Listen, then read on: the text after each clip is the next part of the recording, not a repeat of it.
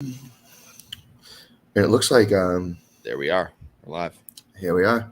It looks like Toro is playing the Llamas right now, or about to, I should say. Is Vanti playing for the Llamas? I did not see Vanti this week, so I don't think so. I thought that was the team he was on. Maybe I don't. I'm not sure. I saw DJ playing, but I never got to say hi to him or anything. But I actually didn't even know that they were in the bronze. Gotcha. Yeah, busy weekend. Hot weekend. But dude, it was brutal. It was so hot. I would say between the Gibson tournament in Merrimack this weekend and the Cracker, I would say probably close to 80% of the people in our league were playing softball this weekend. We're playing, yeah, absolutely. Yeah, a lot Which of people. Is awesome. A lot of people in Connecticut. Some of them still in Connecticut right now. Yeah. Corey's back-to-back weeks for Hayes. Jeez. Hello, Corey. Love to see it. Yep, but some of the guys from our league are still in the Firecracker tournament down in Connecticut right now. Yeah, it looks like it's losers bracket final, Smith versus Platinum Fire. So we got probably 6, 7, 8 guys from Smith in the league. Yeah, at least, right? Probably pretty close. Dustin, Josh, the Popes, Pat, Billy, Kevin. That's 7. Yeah, I think that would be it. I think, yeah, it's a lot. But cool. Well, welcome everyone. Merrimack Minute, week 12. Sunday night. We're kind of switching back and forth here between Sundays and Thursdays, but we're trying to make it work. But I had a crazy busy week for me. For those who are reaching out about the standings, couldn't even update updated. Yeah, no kidding. I got a lot of flack, most of it jokingly, about the standings not being updated. But hey, I look at it as a positive because going into last season, we didn't have a website, and all I wanted was to be able to everyone have one place to go get information. And clearly, based on the reaction of me being 3 days late on the standing update, people are using it, so that's great. You know what I think is wild is that I'm constantly sending the link to my team or telling people like, hey, everything's on the website, and they refuse to look at the website for the schedule. But it's the moment that you don't update the standings, all of a sudden there's an uproar. That's classic. Fucking sick and tired of it. That's classic. But yeah, got a lot of people. Chambers was one because I know he's out of touch because he's in Pennsylvania, so I know he's he must be itching me. Yeah, to look at it. That's so awesome. He was like Thursday afternoon. He's like, "Yo, what's going on, man? Like, what's the deal? Everyone okay at home?" Yeah, it was a crazy busy week for me. Coming off of the bachelor party last weekend, and then I was in the office for 4 days in a row this week. I feel terrible which is for you. Unheard of for me. I know it's a very spoiled thing to say, but it's been probably close to 4 years since I did 4 days in a row in the office. Because even what before was the COVID, big event? Why did you have to be in the office the whole time? It was really just kind of like we do it almost like every quarter, where it's like a big, like we do all day, like all day working session, planning session type of thing. So we have people fly in from all over the country to be in Merrimack. So it is a great week, and we had a lot of great like team like dinner stuff after work. Which was part of the reason why I wasn't able to get the standings updated. And Wednesday night was crazy. I was in the office all day, and then I played a game at 6:30 at Twardowski, and then I had a team dinner at 8:00 in Amherst, and then I had to go back to Martell for the coaches meeting. That's so random. It was like, it's not far though in Amherst. It's like really close to the office in Merrimack, but yeah. So it was 6:30 Twardowski game, 8:00 dinner, and then back to Martell for 10:00 for a coaches meeting. So that was a busy day. That is a busy day. That was a busy day. And then as Hayes is alluding to here, while everyone else was either at the Firecracker or at the Gibson tournament, I was at our boy Saint's wedding with Teddy and Longy and some other guys. So it was a great time. J Rich would fly in that red suit. Electric in that red suit. It was amazing. Absolutely electric. But anyway, welcome to the Merrimack Minute, everyone. Colby, glad to be here Sunday night. Hopefully we'll wrap this up in about 45 minutes. But you were down at the Cracker. How you feeling today, bud? Feeling good. Tired. Yesterday was certainly a long day. We had some really great games, long games, and then we had some not so great games. But from here, we're just going to continue to get better. But other than that, I mean, I didn't hate that we got to not have to be in the heat all day today. Yep. Honestly, I was watching a few teams play, and they had to play like 3 games straight or something, and I'm like, that kind of looks fucking miserable. Yeah, especially once you're on the turf. I don't know if you guys are able to play at the Plex, but I'm assuming that pretty much all the teams that are still in are at the Plex at this point. Right, they definitely are. But like, I mean, you don't really feel it when you're actually playing, but I mean, afterwards, like how tired I was last night and like how much energy the sun drains from you is just like unreal. I'm just gassed today. Yeah, well, probably hottest weekend of the year, at least so far. And then this is one of the 2 weekends, or sorry, this is one of the 2 Mondays of Merrimack League that is probably the least attended, especially by the tournament guys, is the Monday after the Firecracker. I know we did happen to, a lot of league guys did happen to, get knocked out either late Saturday or early Sunday. So we probably have a lot of guys that got home pretty early today. But still, guys might have got hurt over the weekend. I did hear it sounds like Crockett might have got hurt at the Gibson tournament, which is a bummer. Sucks. Haven't gotten any updates on that. But what happened? His like leg or something? I think it was a knee. I know he's that sucks. Unfortunately had some injuries in the past, but it sounds like it was just kind of like a weird. He jumped to catch a ball and came down awkwardly on his knee. I haven't talked to him, but hope all is well. But we'll get updates on that as we go. I'm dreading the conversation with Dustin, Danny, and Hud tomorrow. Exactly. Those guys are all still playing, right? Who's coming? Yeah. Yeah, those guys are all still playing, so that'll be tough. So all those 7 guys we listed, be very interested to see if they make it to Merrimack tomorrow night. But let's get into it. So had our first rain out in a while on Monday last week. But that was another it's rarely easy call for me to determine if we should play or not. I think that one was actually fairly easy. That was, it felt pretty easy, but it really wasn't raining that much. Like really around like 4 or 5 o'clock. It really wasn't raining that much. And I was getting texts from some people being like, hey, there's this pocket. It's not going to be, the Martell bubble. It's going to avoid the rain, but the safe play was to call it. And then it just started downpouring here. So that was a pretty validating feeling. But we had 2 rainouts early in the year. And then we went probably 14, 15 games in a row without a rainout. Yeah. And now we had one. So we have one more left. If we have one more that gets added to the end of the schedule before we have to start using Thursdays. But yeah, no games on Monday. But let's go ahead and jump into it. So the standings got even crazier this week, man. Wild. I was like noticing that when people were talking about like who won, who did this, whatever. And I'm like thinking to myself, I'm like, holy shit. I'm like fucking like 4 or 5 teams just flipped. Yep. So we're going to look at the standings after this, but this is probably the first time most people are seeing it. I put these scores and stats in literally 45 minutes ago. So this is fresh to the website.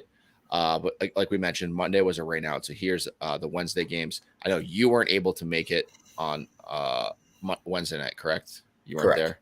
Yep.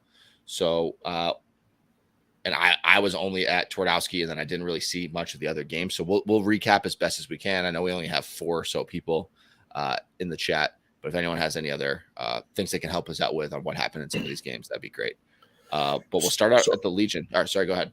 I was gonna say, so I think for our game, the feedback that I got, obviously I wasn't there, and I'm only hearing one side of the story, but it seemed like Dugas, for someone who's just filling in to pitch this year, was absolutely dealing, and Monahan kind of just couldn't find a barrel for most of the game, and the boys just played great defense and kind of just found their groove and won the game that way.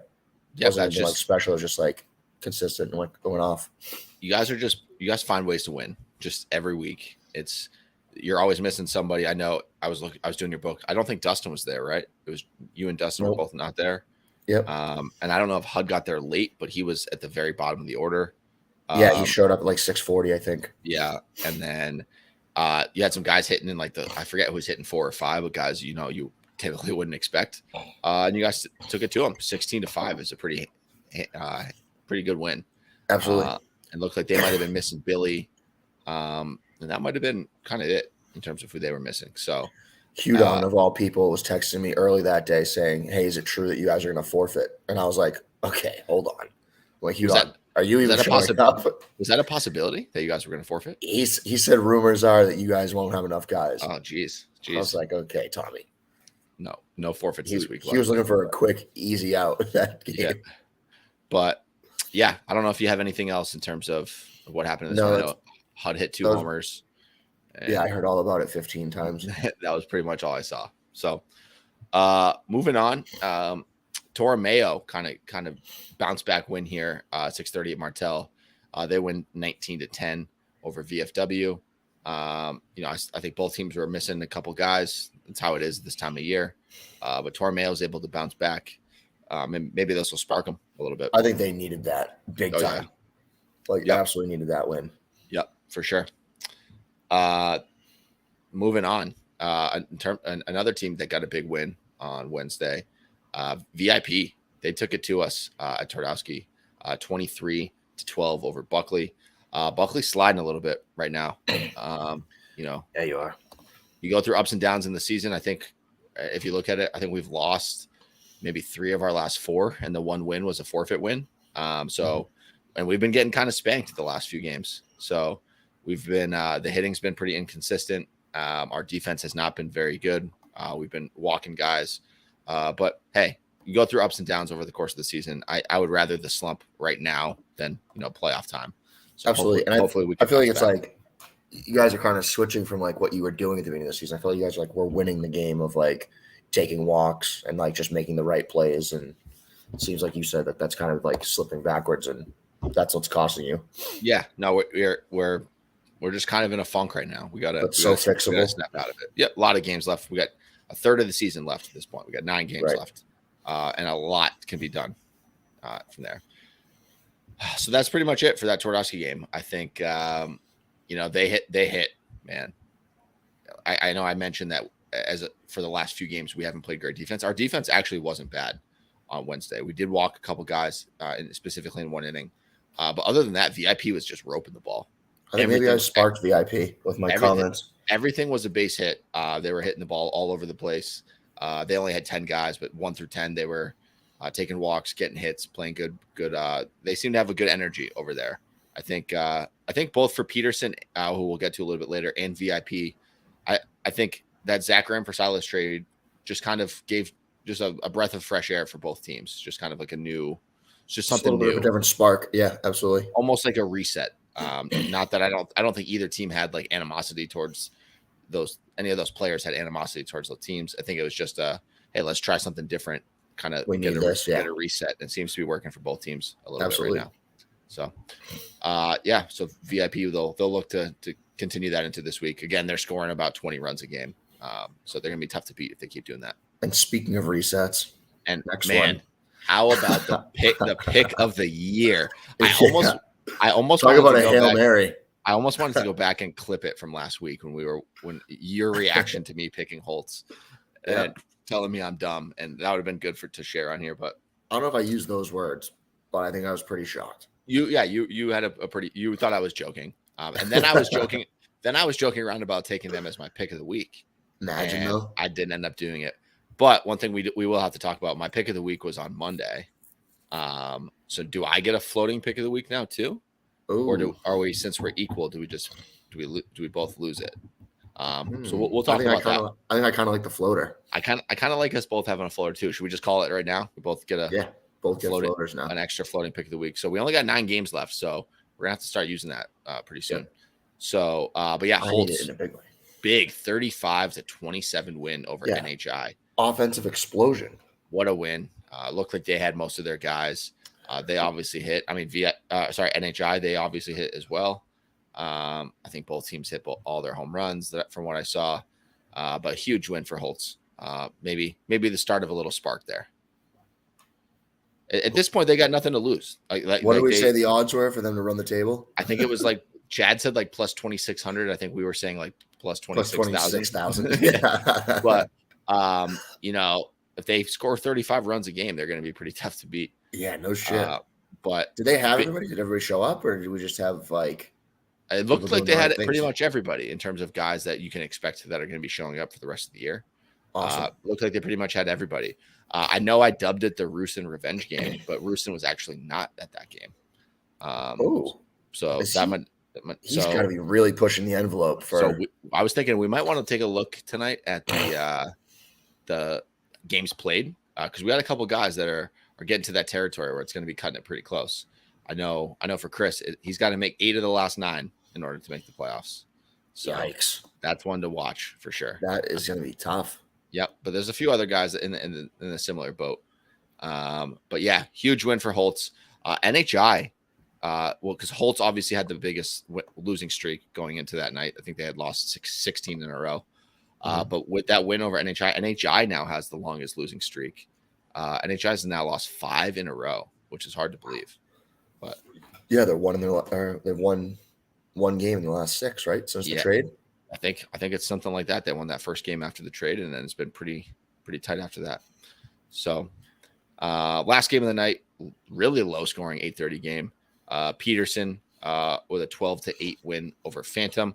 I think I might have said this for Monday. Yeah, I picked against Phantom on Monday, saying like, they were kind of due for a stinker. They've been playing really well. I was spot on. I had a tough week. I was spot on, just not for the right night. It was Wednesday that they kind of put in a stinker. So 12-8 loss there to Peterson. Peterson, another team. I think you look at Tormeo and you look at Peterson, and they really needed wins last week, and they both got a win.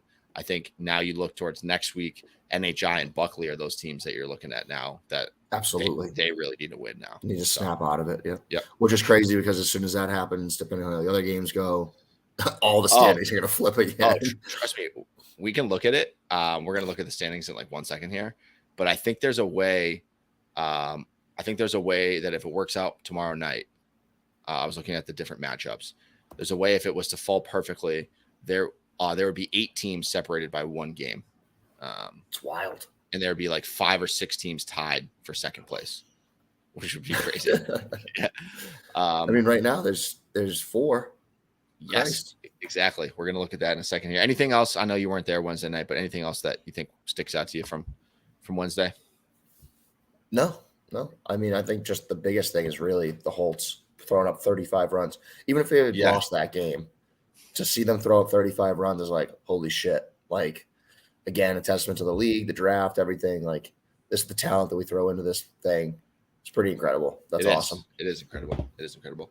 And like I was saying with Holtz, I mean, they got nothing to lose at this point. They're gonna be in the toilet bowl. They're gonna finish in last place. That's not gonna change no matter how many. I really don't know if it's mathematically possible for them to finish outside of the top 7. So why not just go out there, try to find out what works. If you lose, who cares? You're going to be in the same spot no matter what. So they got nothing to lose. And sometimes those teams can be pretty dangerous, especially while everybody else is fighting for playoff positioning. And, you don't want to drop one to Holtz. And they're just going to take it as it goes. You don't want to drop one to Holtz because, again, you're going to have all your other games are against teams that you're battling with for tiebreakers. So you got to pick up those wins where you can. Cool. So let's take a look at our standings.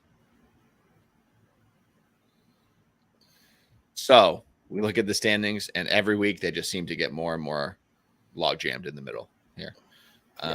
But A&D, I think, coasting to a first place finish in the regular season. They got a 5-game lead on second place right now with 9 games to go. Pretty impressive what you guys are doing so far this year. Honestly, it's a full-blown testament to the guys that I have on the team. Luckily, like, I know people said like I had a great draft, but it's like more than just the talent that I drafted. It's the people that just want to show up and play the game, honestly. Yep. And I can't thank them enough because like me not being able to show up in random games, I ask people to fill in coaching, and the guys just make it completely easy for them to coach them. Like it's awesome the way that we've been able to run that this year. You guys have been good. You just got to hope that, you can just carry that through and stay up and not take anybody lightly, which you guys don't do. And I think that's a testament to you and even Dustin as leaders on the team, kind of absolutely never take anyone lightly, never expect that you're going to win. I said this to Dustin at one point too, like not to say that, our team took anyone lightly last year or anything, but we had a lot of games that we would go and show up and kind of just like handle the game pretty easily. And then it felt like when we got to playoffs, we got a little pushback. It was like, oh shit. and like the team just wasn't like really ready for it, like Yeah. just personality wise. And I feel like this year, like we've grinded out wins, and it's Yeah, been it's a a great thing. point. Like, listen, we can't stop at the end of it. Like, we got to continue to hit. We got to continue to do this. Blah blah blah. And it's like it's shown because people are finishing games. We're coming back and winning games, stuff like that. Yeah, no, I think you kind of beat me to it there. It's not, you can look at your record and see that you're 15-3 and way better than everybody else, but it's not even blowing teams out every single game. You guys have won a lot of games where you came back from behind. You've won some games where you guys were up big and kind of blew a lead, and then ended up, finding a way to get it done. You've won some extra inning games. You guys are just winning every which way, and that's really a good thing going into the playoffs. Yeah, that's the biggest thing. Like, I don't want you guys to face a whole lot of us. You didn't face a lot of adversity during the season last year, and you guys have kind of done that. You've had to mix it up with different guys, so that's good. And Silas, absolutely love this compliment. That's awesome. He was in my messages. He goes, "Hey, you guys are still doing the minute, right? You're not too tired or something like that." Yeah. I was like, "No, we're back. We're live." Yeah. So hopefully, I was thinking that some people would probably be watching this on their ride home from Connecticut. I was thinking the same thing. Yeah, like, this could be perfect for people. But I think most people are either back or they're still playing right now. So I don't know if really I don't know who hung out maybe during the day. I bet you there's some people that are there right now. Joey knocked Holtz out last night. Joey Holtz is still there. Yep. That's awesome. I saw Brett was golfing. I saw some other guys were hung out for a little bit today, it looks like, and then made the drive back. But yeah, we were bringing Joey back to his car. As I mentioned earlier, he stayed over with us in the hotel. So we brought him back to the car, and then we're like, all right, well, fuck it. Let's just go in and say hi to people and whatever. So we hung out for a few hours, watched Smith play, and then we were out of there. The heat was just sitting there. Like, we kept joking, saying how hot the turf was. When like a little breeze would come through, you could literally just feel the heat like radiate, come right off and hit you in the face. It was wild. Yeah. Yeah. I'm not pissed that I missed the Cracker this weekend. Honestly, I usually do hate missing that tournament. It's my favorite tournament of the year because it's supplied bat. But every time I looked at at the temperature this weekend, I was like, I think I'll survive missing the Cracker this year. I'm pissed. Like, I haven't had a Cracker where I like honestly enjoyed it, because every single time I've had to play in the Cracker, it's never at the Plex. I'm traveling to 3 or 4 different fields. I'm traveling all around Connecticut. I don't know where I'm staying for Saturday. It's just been like a huge hassle, and it's like kind of starting like just aggravate me, like about how much time and money you put into it. But I mean, it is fun, and it's like awesome to like get down there and see everybody in the vibe. But I just wish it was set up a little bit better somehow. Yeah, it's a little bit of a double-edged sword on that, where it's awesome. There's more and more teams every year. Like, I think the first few years I played in it, it was somewhere between 50 and 60 teams. Now they got like upwards of like 90 teams. And when that more teams means that there's less teams that can play at the Plex. Right. And there's less hotels in terms of like where you can stay. Yep. So they've got to be getting kind of close to that max capacity, I would think. Like, as much as I'm sure they would love to say they could have field availability tournament. Yeah. Like, and I can't even think about scheduling that. Umpires and balls, and you got to get bats for all those fields. Pretty impressive organizational job that they do for that. I think we were I was talking with Waddy, and just saying, like, again, same thing that I just said, like, kind of aggravated about how like we're getting pushed off and this and that. But he was saying, like, at this point, if you're gonna set it up the way that it was set up, then we should just split up into 2 different weekends. Because basically it was like, 2 completely separate tournaments, and it was almost like a giant D Nationals for us. That's like how we kind of got split off and whatever. So I don't know. It was well, that's the most that we've talked about tournament softball on here. It's probably our limit. Cut it off. It's probably our limit. So knock it off. Yeah, we'll get back to the standings here. But yeah, A&D way at the top. They're locked in at 1 for the most part. Holtz locked in in the basement there, and then everything else is up for grabs. I think absolutely everybody you see in the middle there can finish anywhere 2 through 9.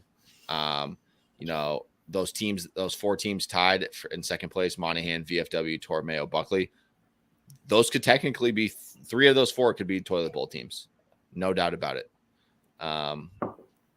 That's just the way that this is all working out. It's almost like the teams 2 through 9. It's almost like we're starting a new season with these last 9 games, where it's almost like a fresh start because I it's also feel it'd be anybody's game. beneficial to look at it like that too. Yeah. Just forget the rest and just you got to go out there and win now. But I know we talk about it all the time, but just goes to show you this is what draft leagues are all about right here. Mm-hmm. This the parity right here. Everybody's mixed up. 2 through 8 are within 2 games. Think about all the walk-off wins and random plays here and there. Like all of this, like it's a game of inches, and all these standings could be completely different if one game goes differently. So it's gonna be awesome to watch how this plays out, because I have literally no idea what's gonna happen. I'm curious to see if there's a team that does go on a run and like just secures second place, or comes in if there's some sort of slide with us and takes first or something like that. Like, yeah, see if someone just starts to put some pressure on the top. You know what I mean? I don't think anyone will be able to take first, but I think you're right. I think this is at this point with 9 games left. If somebody goes on a 4-game win streak, right, that's putting pressure instantly. With the amount that all the other teams are beating up on each other this year. Like 4-game win streak right now is probably going to lock you into that top 4. That goes for even a team like VIP. If they were to rattle off 4 or 5 games right now, they've already won 2 in a row. Right, they could find themselves in the top 5 for sure, top 4. So, anything else on the standings here before we start looking towards next week? No, I'm good. Cool. So it'll be interesting to see how this keeps changing. So before we get to our picks, we both went 1-2 last week. Yuck. And yeah, so we both went 1-2. I did not have my pick of the week, as I mentioned, so I'm going to get an extra floater. You did lose your pick of the week, I'm an idiot. which was Buckley. Thanks a lot. I am now at 29-21 with a 6-1 on my pick of the week. You're a game behind me, 28-22. You're 5-2 on your pick of the week. So we're just like the standings, the regular standings. We're right. Log jammed. Log jam. We haven't had a guest in a while, so the guest picking, we'll have to figure out how we want to judge that later on. But let's look at this week. So first things first, we got to take a look and pick our showcase game of the week. So our options for the showcase game are Buckley versus Phantom tomorrow night at 6:30. A&D Tormeo, the 8:30 game tomorrow night. We have Buckley VFW 8:30 on Wednesday, and we have Peterson Monahan 6:30 with a little championship game from last year rematch. I think all 4 of these are good choices. They are all good ones. Which one would you be leaning towards? I think, man, I don't know. This is hard. I would say I like mine, but KP's not going to be there tomorrow.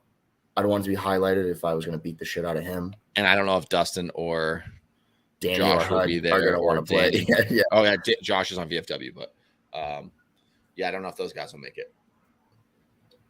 I'm kind of leaning towards this Buckley VFW game on Wednesday. I was going to say that because you guys are both in the second place spot. Right. And because, Buckley would be not in any of the games that we are picking. If we didn't take them. Yeah, but good call. Good call. And we're both tied for second right now. I think, again, all of these are good choices. But let's I like that. Let's get Buckley in. Yeah. Okay. So, oops, did not mean to do that. All right. So, we will get it started with Holtz versus Peterson tomorrow night at the Legion. Do you think Holtz could string together 2 wins in a row?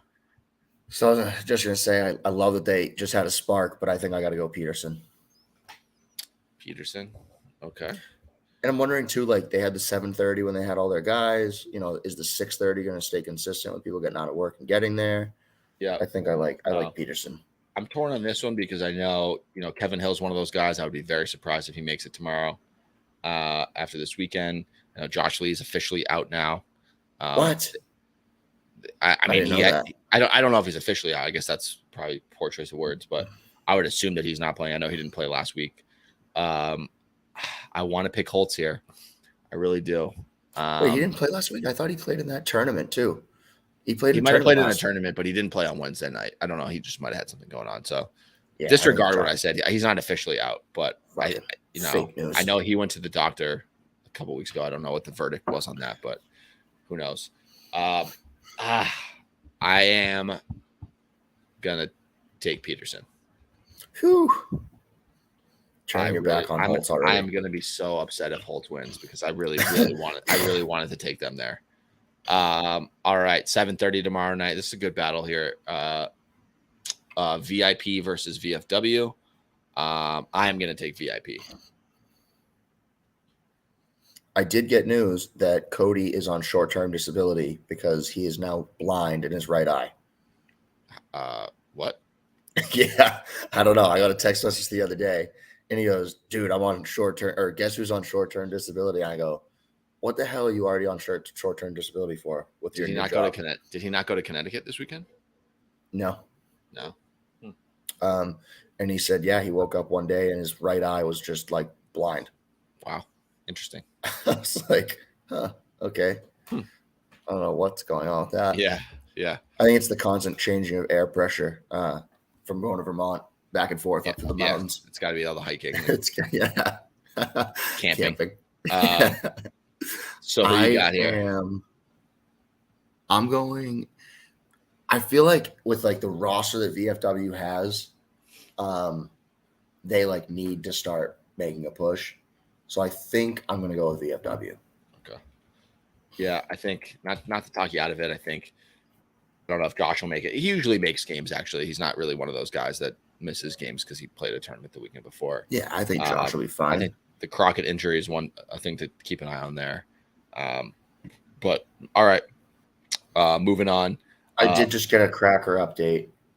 Smith just lost by 1 in the final, in the losers bracket final to PFs. Damn, good run for them. Hell of a run. Hell of a run by Platinum Fire. They were in the losers bracket to start the day, and they've rattled off. That's a lot of fucking games, and like the hottest day of the year. So, so those guys will maybe they'll catch a little bit of this, or maybe they'll be able to catch it right after the episode ends. So, if you're watching this, good job to all those guys. Good run. Josh Moore, you're a great friend. So 6:30 game to finish up Monday night. Monahan versus NHI at Twardowski. Who you got in this one? I think in a game of odds here and averages, I got to go NHI. Okay, I like that because I was feeling Monahan in this one for sure. I think they had been playing good ball, and I mean 6:30 for Monahan is good because they should have their guys. They should have their guys. But I mean, again, now Billy might also be out again. No, that's true. I don't know what it is. I think NHI is. I don't think that they're crumbling by any means. Like they're obviously a team that's very scary when everybody's there. They just haven't been playing very consistently. So I'm gonna go with Monahan in this one. All right, moving on to Wednesday. Phantom versus Holtz, 7:30 at Martell. I am gonna take Phantom in this one. I am as well. I want to go Holtz. I want to give it to him after a huge win, but it's just I'm so tempted to go more than one game. I'm so tempted to go back and change that Holtz Peterson. The Peterson one. I'm so tempted to do it, but for now I'm going to hold off. Here's our showcase game. So who you got in this one? Buckley VFW 8:30 game on Wednesday. It should be a good one. Listen, Buckley fucked me this week, so I'm going VFW. It's almost out of spite. All right, so we got some different picks this week, which is good. Had some weeks where we've had similar picks. VIP A&D at Twardowski. I am going to take VIP in this one. I think they're on a little bit of a run. I think kind of like what I was saying about Phantom. I think you guys are a little bit due for just kind of maybe an off game, something like that. So that could be Wednesday, but I know you're going to take A&D here. Absolutely. And our last game, the Legion game. And the Legion, by the way, anyone who hasn't seen the looks pictures beautiful or wasn't at the Gibson, looks phenomenal. So the town of Merrimack did a fantastic job. We as a league just need to keep that up. Only 9 games left there because we don't use that field in the playoffs. So we got to make sure that we keep it up. What would you tell the teams to be doing for the rest of the year for that? just make sure that you're raking. Rake before your game. The best thing that we could be doing is raking that field. But yeah, outside of that, it's on kind of us as a board, making sure that we're getting that field dragged and stuff like that. So cool. Okay. So yeah, last game at the Legion there, NHI versus Tormeo. Who you got? Ooh, Wednesday, KP still gone. I know Russon has to make games, so I'm gonna go NHI. I think they're gonna bounce back this week. I'm gonna take NHI as well.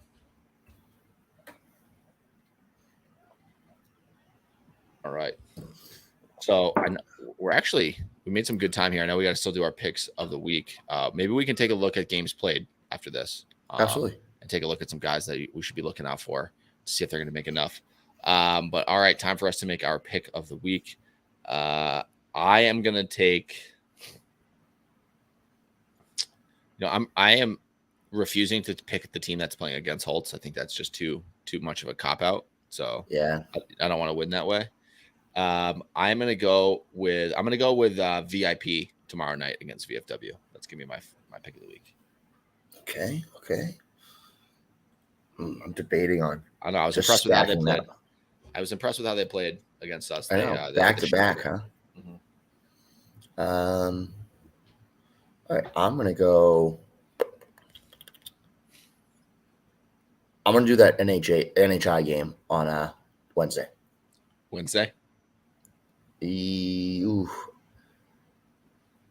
Actually, no, I'll do Monday. I'll do tomorrow. Okay. You're right. Good call.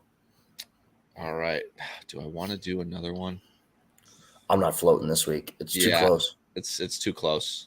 I'm with you. So, and that's what's tough about these standings. It's like every single day that we have a game, any one of these teams could just be the winner. It doesn't matter. It's wild. It's crazy. It's crazy. All right. So let's take a look at who needs to make games. So for those who might not know, here's how the games played works. And this might get a little confusing. I'll do my best to keep it as unconfusing as possible. So this year, we changed the rule that you have to make 16 games to be playoff eligible. For anyone who's on the DL who has to miss games, their playoff eligibility number gets reduced. I won't go into the math and how that works, but for the most part, everybody has to make basically half plus one of the overall games. So the magic number for the majority of the players in the league is 16 games. So as you'll see, we got almost a full page of Ironmen here who have made all 18 games. So shout out to all these guys in here who have not missed a game the entire year. We got some new guys in here like Billy Gerginis, Orlando. We got some wily vets in here as well. Johnny Raymond hasn't missed a game. Sean Taylor in his first year back hasn't missed a game. That's right, baby. Joey V somehow hasn't missed a game. He's been doing all this crazy traveling and vacations and still hasn't missed a game. Just the classic one-day trips to Nashville. Yeah, one-day trip to Nashville. And then obviously, if I had to pick one person to be the Ironman for the year, it would have been Tucker Twardowski. Obviously. He might not miss a game for the next 15 years. And then Venuti, another new guy that hasn't missed a game. Senior and junior all have only missed one, so that's good to see. But we don't care really about the guys that have made enough. We want to look at the guys that might not make enough. So the one thing to keep an eye out is, and we'll kind of point these guys out as we get there. Some of these guys have been on the DL, so their number might be lower than you think. But a lot of these guys at the top have either, just quit or, kind of stopped showing up. So we'll skip past some of those guys. Really where it starts to get kind of interesting is kind of around this spot right here. So a guy, I didn't know that Mitch Pierce was so low. So Mitch Pierce, good ball player. At this point, he won't be able to play in the playoffs because he would need to make 10 out of the last 9 games to make the playoffs. So that obviously can't happen. Impossible. But I will give him credit. And I said this to Cooch when we looked at the sign-up sheet. When we looked up the sign-up sheet at the beginning of the year, the survey, he was completely honest about it. He said 11 to 15 games is what he said. Got to commend him for, he gave it to us straight. It's a shame because he's been great from what I've heard. He from has those been 6 quite a ball games. player. Yeah. Yeah, but it did surprise me too that it was only 6 because I've heard guys on their team talk about how awesome that guy has been, and it almost seemed like he'd been at a lot more games than that. Yeah, that's what I kind of thought too. Yeah. But you look at Chris Russon, obviously, is the big one here. He's got to make 8 of the last 9. So any of these guys here that have 8 games played, with the exception of HUD, those guys all need to make. But HUD needs to make 12, so he needs to make 4 of the last 9, which should be pretty doable for him. But Dan Buckley on our team, he's got to make 8 of the last 9. So I know last year he had to make 7 out of 7. He was able to get it done. But I love Buckley, man. Like, he hasn't been in like 3 weeks. He came on Wednesday, 1 at bat, home run. Guy just he's back. He just got it. He just got it. Some people just got it. So and then where it's going to be, definitely doable, but there's some other guys on this list. Hayes, he's got to make 7 out of 9. I think he'll probably be able to do that. But with that, TA has told me before he doesn't think he's going to be playoff eligible. I think that would be a rare mistake on his part because he's a guy that can come in if somebody's struggling in the playoffs and take a walk or get a base Somebody hit. did last year. Yeah. Exactly. So last year in the playoffs against us, pinch hit, and all of a sudden he's going line to line on us. Yeah, it would be a rare mistake out of him if he wasn't to get himself playoff eligible. Right. I agree. I know he's got some work travel. He's been doing a lot of traveling too, so it might get tight for him. Has Chris been on the DL? Chris Pope? Chris has not been on the DL. So wow. Chris has to make 6 of 9. Again, I think these guys with 10 games for the most part have to make 6 out of 9. I think that's doable for a lot of these guys. Mm-hmm. Pat Bradnese was cruising at the beginning. It looks like he's missed a few games kind of later on here. So 6 out of 9. 6 out of 9 is doable, but it's one where, if you're on vacation for a week or something comes up for work and you miss 2 games and you miss a week, there goes your wiggle room. Now I can only miss 1 the rest of the way. And then I think once you get towards these guys in the 11 range, I think those guys are all pretty safe. But again, you got to make 5 out of 9. Some impact players here. When you look at guys like McQuaid, McGilvery, Zach Graham, Gallo. Yeah, there's a lot of TB. There's a lot of guys on that list that, 5 out of 9 sounds great. But if you miss 2, all of a sudden, the pressure's on you. Trouble. So that even is VIP has a shitload of people in there, huh? Yeah, the interesting thing with Lucas is Lucas was on the DL for 5 games and then came back, so he didn't get the credit. But he should still be fine. He needs to make 4 out of 9. Mm-hmm. But if you know you're going to make enough, if you know you're going to make enough, then who cares about coming back early? But it's good that he's made this many since then because that would have sucked if he was a couple games short. Mm-hmm. So NHI though, they're like a couple players right on the line that they would highlighted players. If we look at NHI, Russon's got to make 8 out of 9. Hayes has got to make 7 out of 9, right? Yep. Crazy to me with 13 games. I know. Crazy to me that Bones and Andy have made the same amount of games. Bones is a guy that doesn't usually miss games, right? And him and Andy have made the same number, which is pretty crazy. That is crazy. Outside of that, they're pretty good. They're cruising from there for sure. They're cruising from there. I think Holtz Why is do you still have Sloan on that team? It's because he was on that team. The way that the website does it. So see how Russon shows us 3 on Holtz, but if you go to him on NHI, just stays there. Okay. If you go to him on NHI, it actually just aggregates the total number. But when you actually click on the player's profile, it will tell you, what team they were on when they played those games. The time. Right. Okay. The website is good about that. It is pretty clear if you want to click into guys and take a look at that type of stuff. Cool. So, yeah. All right. Look at that. 44 minutes and 20 seconds. Per usual, we're right on the money. So a big week, almost like moving week, kind of like they have moving day for majors for golf, or I guess just overall golf tournaments. Speaking of golf tournaments, Teddy's still not back. I know there's a big LFG event today. They were in 2 spots, right? Yeah, maybe we have some golf guys that might be missing games tomorrow because they're sore. Well, who knows? Sheesh. But yeah, another big week in Merrimack. Should be hot. Hopefully, no rain. Looking forward to it. You got any final words before we break? No, I'm like I said in the middle of it. I think I'm pretty excited to see if a team actually decides to pull away with this. Kind of get themselves separated from the logjam and make a name for themselves at second or whatever to the top. Yeah, totally. Awesome. Well, we'll see everybody down there this week. Thanks for watching, and we'll see you guys on Monday.